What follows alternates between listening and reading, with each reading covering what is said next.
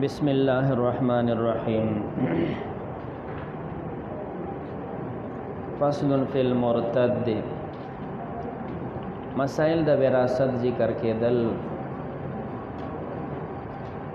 وړاندې ابتدا کې د خبره کوله چې د وراثت نه مانع مشهور سلور سیزونه مانع میراث میدان چار چیز رق و قتل و اختلاف و دین و دار یو پکې اختلاف د دین دی کله چې په دین کې اختلاف وي نو د یو بل نه وراثت نشي اخیستلی د مخکې نه دین کې اختلاف یا خو په خپل ځای باندې اوس کله داسې وشي یو انسان شیطان دوکه کو د اسلام نه بل طرف ته روان شو د ده د وراثت به څه کوو نو د دې مسایل ذکر کوي نو مرتد دا راوته د ارتداد نه دی ارتداد واپسې ته ویلی شي هر هغه کس چې واپس شي یو سړی رالی دی جومات ته او د ګیټ نه واپس روان شو دې ته مرتد ویلی شي یو سړی چې کوم دی کېناسته ډوډۍ ته واپس دی نه روان شو دا مرتد دی لغوي لحاظ باندې ځکه واپسي وکړه البته اصطلاحي او شرعي لحاظ باندې چې کوم دی مرتد ویلی شي هغه چاته چې دا واپس کیږي د دین اسلام نه کم سړی چې دا واپس شي د دین اسلام نه نه دته مرتد ویلی شي اوس که بل دین کې یو سړی د یو نه بل ته ځي نو چې څنګه د اسلام نه یو سړی بل ته ځي نو مرتد ورته ویلی شي نو یو سړی چې د یهودیت نه اسلام ته رالی نو دی خو هم د یو دین نه بل ته لاړ دته مرتد ویلی شي نه مرتد صرف هغه کس ته ویلی شي چې دی د اسلام نه بل خوا لاړو دا اصطلاح د شریعت کې ورته مرتد وایي رکن یې دا دی چې دی په خولې باندې داسې څه ووایي چې هغه د اسلام خلاف وي چې په خولې باندې داسې څه نه ویلي موږ ورته مرتد نشو ویلی نو فرمایي اذا مات المرتد د موت مسله ذکر کوي وجه دا ده چې یو سړی مرتد شي اولاد یې جمدی دی نو چې مرتد شو اولاد جمدی دی نو دغه موقع باندې د ده وراثت لا راغلی نه دی په ده باندې به زور اچو چې دی ایمان ته راولو نو مسله فقه کې دی ښځه مرتده شي نو تاسو وایي دا به همیشه په جیل کې وي وجنې بیا نه ځکه دا نه پوهېږي د دې مثال د ماشومې د عقل ناقص دی بس جیل کې به وي نو تر هغې پورې چې یا ایمان ته واپس راشي او یا په جیل کې مړه شي او وجه دا ذکر کوو چې د ښځې دپاره په کفر باندې اولا قتل نشته یو کافره ښځه د تې نشي وجلی نو که دا مرتده شو دا هم نشي وجلی په خلاف د سړي نه کم چې سړی کافر دی نه هغه وجلی شي نو که یو سړی مرتد شو لہذا دا وجلی شي د مخکې به دا ته چې کوم دی جیل ته واچې ولې ته د اسلام نه بل خوا تلی په اسلام کې ستا څه شک دی علما به راوستلی شي وایه چې ستا څه شک چې ستا هغه شک موږ وباسو ورځ دوه درې ټیم به وله ورکړي که دی سم نه شو چې کوم دی بس سر به کټ کې بل خوا تلل نه د دې وجې نه چې دا کم قادیانیان دي نو دا نشي ویلی چې یاره دنیا کې کافران دي نو دی دې پکې هم ګرځي دی به پکې نه ګرځي دا عام کافران خو نه دي دا زندیقان دي دا ته یو ځل اسلام ته راغلی بیا د اسلام نه بل خوا ځي نو دا چې کوم دی زندیقان دي د هغه خو نه دي د هغې حکم د عامو کافرانو نه بیل دی لکه څنګه چې مرتد بیل دی د عام کافر نه نو اذا مات المرتد على ارتداده یوا او قتل یا د قتل کړی شو اسلام ته نه راته چې بس حکم وکړی شو قتل شو او لحق بدار الحرب یا د ملحق شو دار حرب ته کافرانو ملک ته ورسېدو او حکم القاضي قاضي فیصله وکړه بلحاقه چې د کافرانو ملک ته ورسېدو نو چې قاضي فیصله وکړي چې د ملحق شو هلته اوس دا مرګ حکمي ورته ویلی شي کم سړی چې کافرانو ملک ته وتښتېدو او قاضي فیصله وکړه چې د ملحق شو د هغې پسې دا موت حکمي شو نو درې واړه صورتونه کې مرګ حقیقي دی یا د قتل دی مرګ حقیقي او یا د لحاق دی خو مړ شو نو اوس بیا مال ته خبره راشي نو زموږ د احنافو قول دا دی چې فما اکتسبه فی حال اسلامه د ده یو هغه مالو چې دی مسلمانو ګټه کړې وه او دویم چې کله دی مرتد شو دویم دکانداري خو روانه وه په دې کې ګټه کړې ده دی چې کوم دی مرتد شو خو د هغې نه پس هم څه کاروبار یې چلېدلی دی نو هغه ګټه چې په حین د اسلام کې وه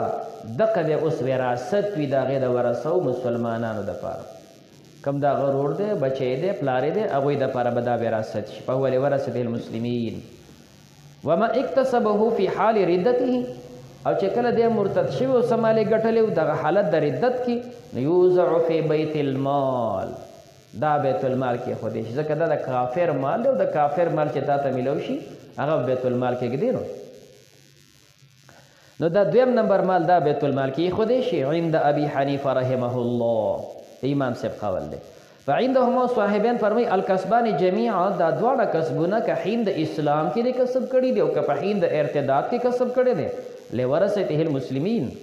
دا به تمام د مسلمانانو ته ورکړي امام صاحب خبره خو دا ذکر کوي چې کومې په حین د اسلام کې ګټلې دي جو مسلمان دی ملت یې ورسره یو دا به وراثت شي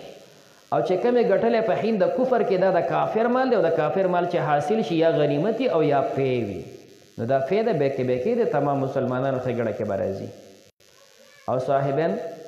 دې ته ګوري چې هر کله دی مرتد شو دې ارتداد له اعتبار نشته ټیک ده چې دی مرتد شوی دی خو دله اعتبار نشته واپس به ایمان ته راولو چې واپس ایمان ته راولو نو هغه مال مخکینی د حین د اسلام او هغه ګټه په حین د ارتداد دواړه یو شانې دا به ورکوي چې کوم دی د هغه ورثو مسلمانانو ته او امام شافعی رحمه الله فرمای الکسبان جمیعا یوزعان فی بیت المال دا دواړه کسبونه دا به ایښودلی شي بیت المال کې که د اسلام وقت کسب دی او هغه چې په حین د ارتداد کې ګټلی دی هغه کسب دی خو دواړه به بیت المال کې ږدي وجه امام شافعی صاحب دا وایي فی الحال ګوري فی الحال خو دی کافر دی نو چې فی الحال کافر دی نو دا غونډ مال به داسې ووایي چې دا د کافر مال دی او چې هر کله دا ټول مال د کافرو نو تا تناغسته په غذا خو نه دی تا خو تناغسته دروغه قبضه دی پکړی دا نو دا مال فیده بیت المال کې به کیدو لہذا پته ولګي د شافعي صاحب د مال په بینک کې ګدي بیت المال کې ګدي خدا په دې طریقه نه چې ګینه دا وراثت دی وراثت چلیږي په نسب باندې او دا مرتد د غوندو مسلمانانو د چا د تر بچی دی خو چاته به یو کسي او دا چې په دې بینک کې ګدو د وجې دی نه چې دا مال ضایع دی سړی کافر شو هغه داسې وخت کې مړ شو کافر چې د هغه یو رشته دار هم نشته ځکه دا رشته دار چې کوم مسلمانان دي دا په شان د عدمي رشته دارې دي او داسې کس چې مړ شي چې د هغه وارث څوک نه وي مال یې په بینک کې ایښودی شي دا مال ضایع وي دغه رنګې دا مال هم ضایع او برباد دی نو دا کېده په بینک کې په بینک کې چې ږدو د وجې د تحفظ نه د ضایع والي نه او په دې بنیاد نه چې ګینې دا د هغه دپاره ورثه دي نو فرمای دا چې شافعي صاحب دا به کېښودلی شي کسبان جمیع یوزعان فی بیت المال دا خو هغه چې دار اسلام کې کسب کړي دي اوس د دې یو دریم نمبر بل مال هم دی چې دی لاړ دار حرب ته که هلته کاروبار کړی او هغه ځای کې ګټه کړې ده دغه مال که حاصل شي نو دې ته به څه وایو نو دی فرمایي وما اکتسبه هغه مال چې ده کسب کړی بعد اللحوق پس د لحوق نه دار حرب سره چې دی دار حرب ته لاړو د هغوی سره ملحق شو بیا یې هلته ګټه کړې نو فهو فیء بالاجماع بیا دا تمام چې کوم دی مال غنیمت دی دا اتفاق ټکی دی نو چې دا ته حاصل کې دا به اوس غونډو مسلمانانو خیر کې استعمالیږي دا خو د سړي مسله وه اوس د ښځې مسله نو فرمایي وکسب المرتدتي او کسب د مرتدی جمیعا ټول لورثتها المسلمین دا به تمام چې کوم دی ورثو مسلمانانو ته ورکولی شي بلا خلافین په ده کې اختلاف نشته بین اصحابنا د سړي په مال کې د صاحبینو د امام صاحب اختلافو خو د ښځې په مال کې نشته وجه دا ده چې د ښځې د ده ارتداد معتبر نه دی نو چې نه دی لحاظه که دا مخکینی مال دی او که په حین د ارتداد کې ګټلې دا دواړه به مسلمانانو ورثو ته ورکوو دا خو د مال مسله وه دا سړی مرتد شوی دی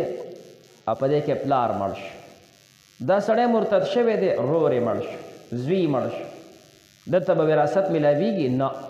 واما المرتدو هر چې مرتد دی نو فلا یرث من احد دی د چا نه وراثت نشي حاصلولی دا د چا نه ځکه چې ته مرتد شوی هغه سره ستا ملتي مذهبي او ملتي دیني ورسره نشته لا من مسلمین د مسلمان نه هم نشي اخیستلی ځکه ته اسلام پرېښه بل خوا تلی اختلاف د دین راغلی ولا من مرتد مثله او د بل مرتد نه هم نشي حاصلولی دا چې کوم دی یو ورور مرتد شوی و دا بلم پسې مرتد شو. اوس دا یو چې دویم مرتد شو هغه مخکینی یا مخکینی د دویم نه وراثت اخیستی شي نه. وجه دا ده چې کله یو انسان د اسلام نه لاړو نو چې بل سره یو ځای کېږي نو ملتي اتحاد ملتي به غواړي چې یو ملت شي، او چې کله د اسلام نه بل خوا لاړه دغه مسلک لري د سره اعتبار نشته، نو دا دویم کس چې بیا مرتد کېږي هغه تاسو سره په دې ملت کې یو نه دی، اتحاد ملتي نشته دی، نو دې وجې نه دغه یو بل نه وراثت نشي اخیستلی. نو فرمایي دا چې ولا من مرتد مثله وکذا المرتدتو، دارنګه مرتدم د چا نه وراثت نشي اخیستلی. البته دوانو صورتونو کې الا اذا ارتد اهل ناحیه، چې مرتد شي اهل د یو طرف باجمعهم تمام، یو طرف دی چې کنه هغه ټول مرتد شول، نفحین اذن يتوارثون، اوس به د خپل منځ کې یو بل نه وراثت اخیستی شي ځکه چې دا غونډه قوم او قبیله ده. نو او په دې باندې چې کوم دی دلیل چې خپل منځ کې بیا دوی نه وراثت پکې چلیږي دا بنو حنیفه دي، دوی مرتد شول په مسلمة الکذاب باندې، او بیا دوی سره صدیق صاحب چې کوم دی غزاګانې چې څه کړي دي خپل منځ کې د هغې توارث هم چلولی دی، لهذا اوس د هغوی خپل دغه یو مسلک شو، نو که په خپل منځ کې وراثت وړي نو وړی شي. نه په حینئذ یتوارثون. دا و مسله د مرتد. فصل فی الاسیر، اوس د اسیر مسله ذکر کوي. یوه ښځه ده چې کوم د هغه د کافرانو سره په قید کې ده، نو د هغې دلته ورثه مړه شي، نو عافیه صدیقیه ده چې کوم دی د هغې وارث مړ شو، نه هغه ته به وراثت میلاویږي او میلاویږي به جی د هغې خو 15 کاله وشو چې کوم دی 20 کاله خو دې وشي، هغه خو په بل دار کې دی که نه. مسلمان چې په دنیا کې په هر ځای کې دی چې کوم دی په یو دار کې حسابېږي، نو لهذا دا مسلمان دی، نو که دلته پلار مري، دلته مور مري، دلته رور مري، هغه دپاره به خپله حصه د وراثت ورکولی شي، نو په خپله د بل نه وارث کېدی شي. جمدی دی د اسیر، خو د دم مال وراثت نه ګرځېږي ځکه دی جمدی دی. نو حکم الاسیر حکم د قیدی که حکم سائر المسلمین، دی حکم پشان د باقی مسلمانانو دی فی المیراث، څنګه چې باقی مسلمانان په دې کلي علاقه وي هغې ته وراثت میلاویږي، نو اسیر ته به هم میلاویږي. خو ما لم یفارق دینه، تر څو پورې چې دی د خپل دین نه جدا شوی نه وي، کافرانو قید کې دی خو د خپل اسلام نه وتلی نه دی. او فإن فارق دینه، که دی جدا شي د خپل دین نه، نو بیا په حکمه حکم المرتد دی، جیل کی او بے ارتداد اختیار کو، نو اس حکم دا حکم دا مرتد شو، مرتد دی وسوی. او کنه دغه شان په جیل کې دی او لا خپل اسلام دی، نو دا جمدی مسلمان دی، دا سیده لکه تاسو په کور کې ناست دی، لہذا دبل نه وراثت اخیستی شي. البته یو دریم صورت دا پیدا شو چې فإن لم تعلم ردته ولا حیاته، دا سړی کافرانو بوتلی دی خو موږ ته پته نشته چې هر چاته مرتد شوی خو نه دی، همدارنګې موږ ته پته نشته چې دی مړ دی او که جمدی دی، ولا حیاته ولا موته، نو فحکمه حکم المفقود، اوس حکم د مفقود شو، او مفقود دی مخکې به چېره مسله به جوړې په تقدیر د وجود او په تقدیر د عدم باندې، به به بل کې ضربول کې د موجوده ورثو به اقل حصه د وراثت نه ورکې، او هغه زیاته به موقوف کېوله، نو بیا حکم د مفقود دی. فصل فی الغرقاب والحرقاب والهدمه، دا اجتماعي اموات دي. یو کور کې دا کورنۍ ده چې کوم دی دا غونډ په چت را پرېوته ټول مړه شو، نو دوی وراثت به څنګه تقسیموو؟ دا چې کوم دی اختر دی او دا غونډه کورنۍ په پلینکو چې کېناسته او کاکا صاحب ته روان دي چې کوم دی په سیند ته پرېوته غونډ سیند یوړه، داسې بل خوا روان دي او د غر نه ورغښت پر غونډ مړه شو، نو غونډه کورنۍ دوی کې به وراثت څنګه دا کوو؟ نو ظاهر روایت دا دی چې دا څونه مړه دي که نه، دا داسې فرض کړه چې دا په یو ځای مړه دي، ښه یو بل ته د سره وراثت مه ورکوه. دا پلار دی او ښځې ده او دای 15 بچي دي او دای انګور ده او دای نوسی دی، دا غونډ مړه شول، نو داسې ووایه چې دا پلار مړ شو، دا انګور زامن بچي نو دا د سره ونه، آیا بل زوی شتې که نه؟ حقه جمدی وارث کا. همدارنګې دا مور و چې مړه شوله د دې چې کوم جمدي وارثان دي هغې وارث کا، او دا خاوند یې داسې حساب کړه چې د سره ونه دا د مخکې نه مړ دی، اوس چې سره بچی مړ شو داسې فرض کړه چې د سره ونه، نو د دې حضراتو د هر یو چې کوم موجوده جمدي وارثان دي په هغې تقسیم کوه. نو اذا ماتت جماعت، کله چې یو جماعت کسان مړه شي، ولا یدرا، پته نه لګي ایهم ماتا اولا، چې کوم یو په دې کې اول مړ دی، نو جوعلو داسې به وګرځولی شي کانهم ماتو گویا دی مړه شوي دي معان په یو ځل باندې یو موقع باندې غونډ مړه شول نو فمال کل واحدین پس مال د ار واحد منهم د دوی نه لورثته الاحیاء د ار یو مال به د هغې ورثو ته میلاویږي چې کوم جمدي دي او که په دې مړو کې چې د یو ځای مړ دی وارث دی د داسې فرض کړه چې د سره دا جمدی وونه اولا یرث بعضهم بعض الاموات من بعضین دا بعضې مړي به د بعضونه وراثت نه حاصلوي دا هو هذا هو المختار چې دا غونډ په یو ځای مړه شوي دي او که نه تفاوت پکې نو بیا خو به خامخا بل له حصې ورکوي دا مختار قول دی علي صاحب فرمایي عبدالله ابن مسعود صاحب هغې پکې لږ اختلاف کوي هغوی فرمایي چې یرث بعضهم عن بعضین دا چې په دې موقع باندې پلار او مور او دو بچي دي د پلار نه دې بچو ته حصه ورکا د مور نه دې بچو ته حصه ورکا دغه بچو نه پلار ته ورکا خو چې دې بچو نه پلار ته ورکې د دې بچي چې کمال د پاغه کې به ورکی او دې بچي چې د پلار نه کومه حصه واغسته په دې کې واپس پلار له حصه مو ورکا دور لازم نشي او چې کم دنه وارث نه خپل حصه نه او دور مالو سره پاغه کې به د ټول نه یو بل ته ورکایي نو فرمایي یرث بعضهم عن بعض الا فيما مگر وراثت نشي وړي په هغه کې ورثه چې دی وارث وراثت وړي دی کل واحد منهم هر یو واحد د دوړ نه من صاحبه د خپل صاحب نه په دې مال کې د بنه وارث بنه جوړي والله اعلم صلی الله تعالی علی خیر خلقه محمد و آله و اصحابه اجمعین الله پاک ته زموږ رضا شي الله کوم کتاب د علم فرایض او د وراثت ولوستش نو خو ظاهري چې کوم دی د کتاب عبارت او صورت د مسلې سن اندازې پورې جوړ کړه الله علوم حقیقیه دې ملګرو ته نصیب کړي تمام علوم کې الله دوی ماهرین کې خصوصا علم میراث او علم فرایض کې دې مهارت نصیب کړي الله دا نصف العلم زمونږ د دوی دپاره نصف د آخرت الله وګرځولی کې الہ العالمین په تمام علوم کې عموما خصوصا په دې کې زمونږ د ټولو قابلیت مهارت حاصل کړي الہ العالمین دا علم زمونږ د نجات د پاره ذریعه کې الله موږ باندې وبال مګرځي الہ العالمین زمونږ چې څو د نسل قیمته پورې راځي الله ټول دینداره کې ټول عالمان کې الله دیني خدمات کې واغستلی کې الله موږ د دنیا خادمان مګرځي پروردګار عالم چې کوم یو کتاب ولوستی شو څومره کتابونه په دې فن کې دي الله ټول دې ملګرو ته د هغې حفظ او د هغې علم او د هغې یاداشت نصیبه کړي زمونږ چې کوم څونه سوالونه زمونږ څومره اعمال دي الله پاکه پوره تمام مصنفینو ته تمام مؤلفینو ته ورسولی کړي الله پاکه مصنف رحمه الله عظیم الشانه کتاب چې کوم لیکلی دی الله قبر یې د انوارو ډک کړي الله امت مسلمه سره ډېر د خیر معامله کړې داسې کتاب بل په دې فن کې نشته دا چې کوم د مصنف د دې امت سره ډېر د خیر معامله کړې الله ته اوسه د خیر معامله وکړي الله ته زموږ نه رضا شي خیر خاتمه زمونږ په ایمان کې صلی الله تعالی علی خیر خلق